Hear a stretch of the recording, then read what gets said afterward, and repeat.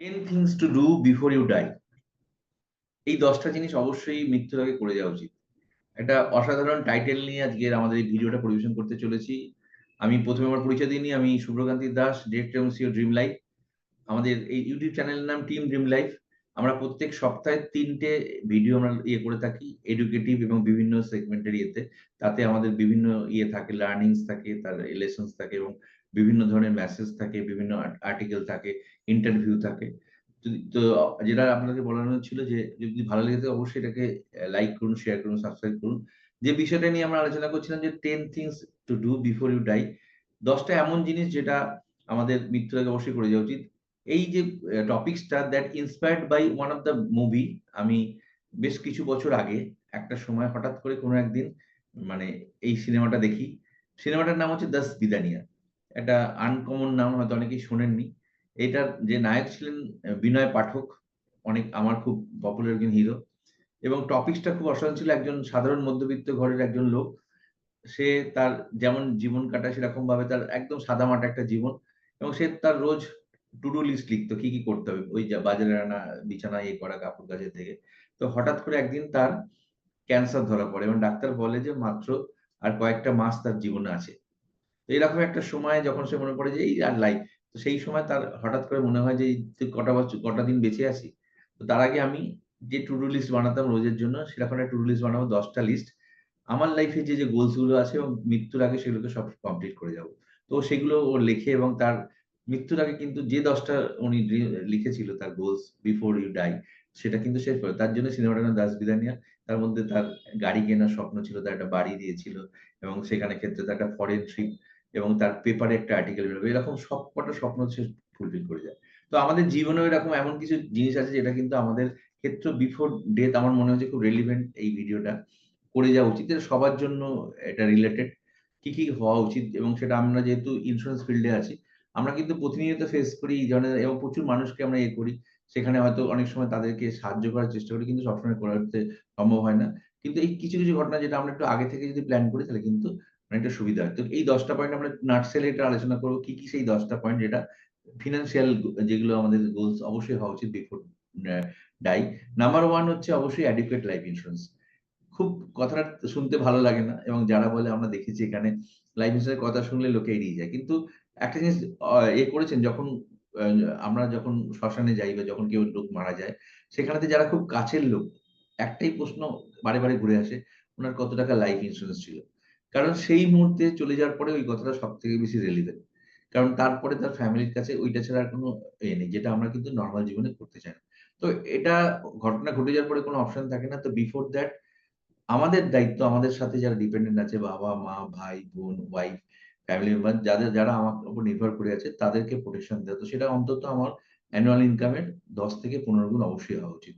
এবং সেটাকে আমার যা ইয়েতে আছে সে অনুযায়ী আমার একটা যে বয়সে আমার সুস্থ আছি। কারণ লাইফ এবং হেলথ ইন্সুরেন্স এমন একটা জিনিস যেটা সুস্থ থাকা অবস্থাতেই করা খুব, খুব জরুরি।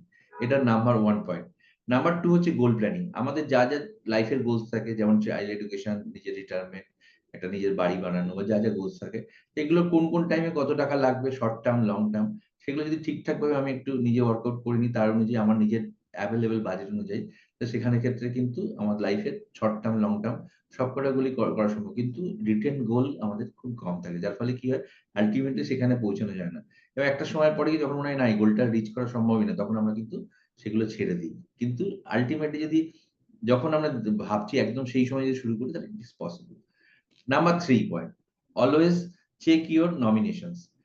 খুব ইম্পোর্টেন্ট। আমরা প্রচুর জায়গায় দেখেছি বিশেষত ব্যাংকে বা পুরনো যে ২০-৩০ বছরের পুরনো ব্যাংক অ্যাকাউন্ট যেখানেতে আমাদের পিএসইউ ব্যাংক এগুলোতে সেখানেতে আমাদের কিন্তু হয়তো নমিনেশন এন্ট্রি করা হয়নি বা আমাদের বন্ড, এফডি বা আদার্স সমস্ত ইন্সট্রুমেন্ট আমাদের ডিম্যাট অ্যাকাউন্ট বা এতে।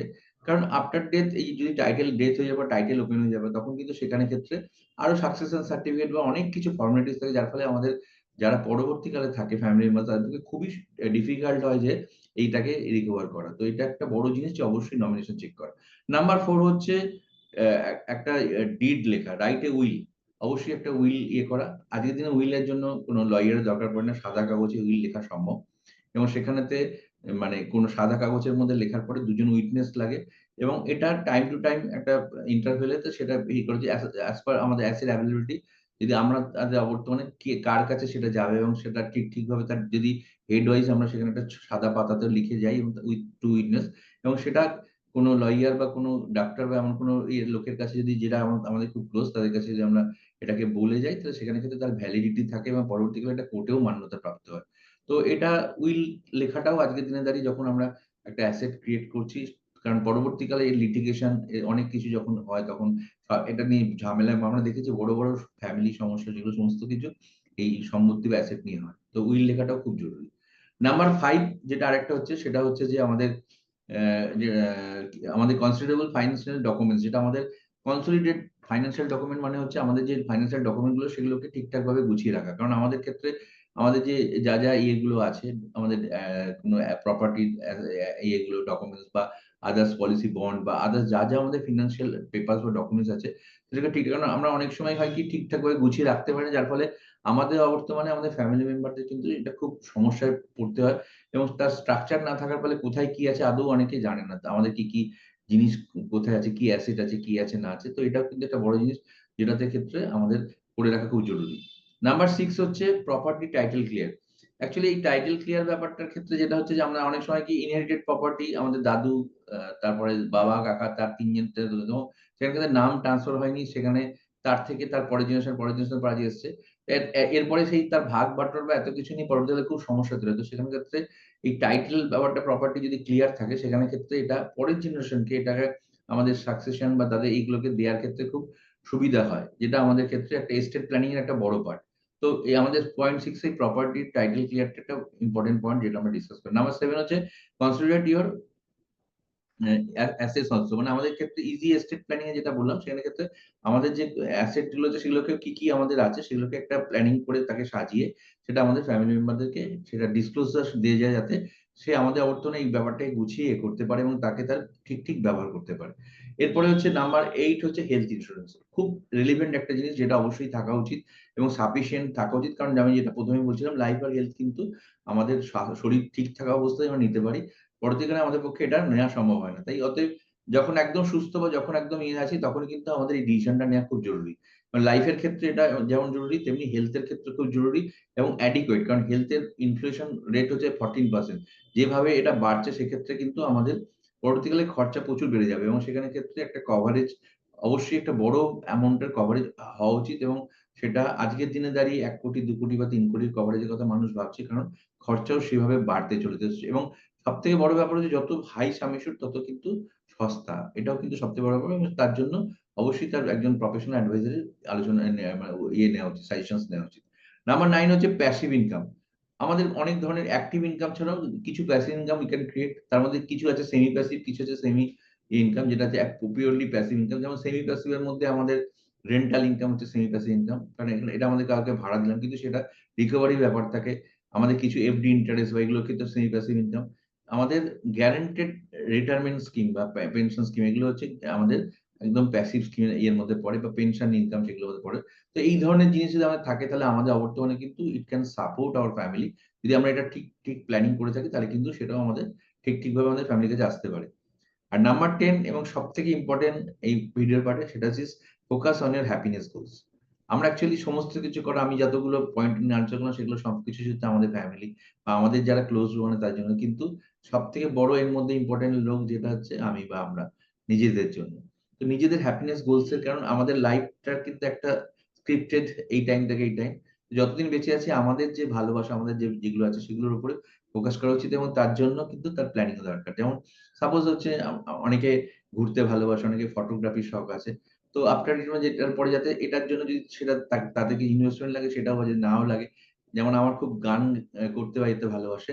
তো সেটার জন্য একটা করে টাইম করা এবং সেটাকে নিয়ে চর্চা করা বা সেটাকে নিয়ে করা।